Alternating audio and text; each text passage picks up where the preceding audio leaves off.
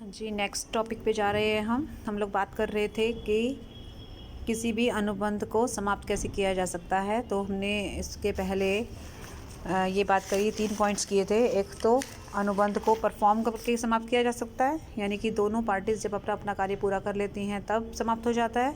दूसरा, mutual consent से, जिसमें हमने 4 पॉइंट्स पढ़े थे, नोवेशन, अल्ट्रेशन, वेवर और आपका अकॉर्ड इन सेटिस्फैक्शन। ठीक है।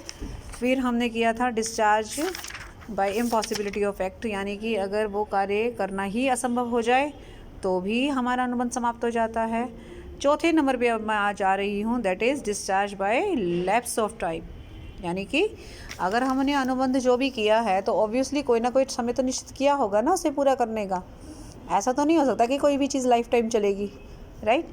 तो दोनों पक्षकारों को कुछ ना कुछ निश्चित समय दिया गया होगा कि उस कार्य को कितने टाइम में पूरा करना है। तो अगर वो अपना कार्य समय के अंदर नहीं करते, मान लीजिए 2 साल का टाइम है, 3 का टाइम है, 6 महीने का टाइम है, 2 दिन का टाइम है, तो आपने अगर उस समय का काल में पूरा नहीं किया, उस कार्यकाल में पूरा नहीं किया वो कार्य, तो वो अनुबंध ऑटोमेटिकली समाप्त हो जाता है और दोनों पक्षकार अपने अपने मतलब दूसरा पक्षकार अपने दायित्व से मुक्त हो जाता है। क्योंकि जब आपने अनुबंध एक तरह से तोड़ ही दिया ना, जब आपने समय पर पूरा नहीं किया तो इसका मतलब वो ख़त्म ही हो गया।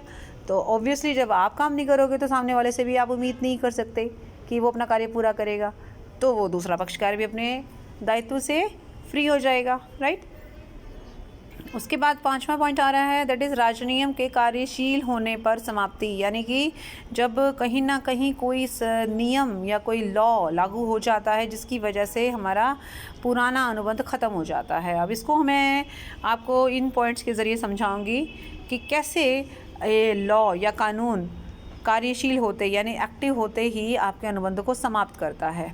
देर are 3 points. Number 1 is by merger, merger मतलब विलय यानी मर्ज हो जाना, मिल जाना किसी चीज़ में। दूसरा है बाय अनऑथराइज ऑल्ट्रेशन, यानी अनधिकृत परिवर्तन के द्वारा। ऑथोराइज नहीं है, अनऑथोराइज अल्ट्रेशन है, परिवर्तन यानी चेंज कर देना। And third one is by insolvency, यानी दिवालिया हो जाना। अब हम इसको एक एक करके एक्सप्लेन करेंगे।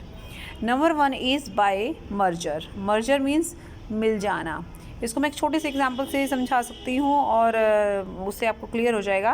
मान लीजिए आप एक मकान के किराएदार हैं, ओके। तो आपका दायित्व बनता है कि आप समय पर अपने मकान मालिक को किराया दें, ओके।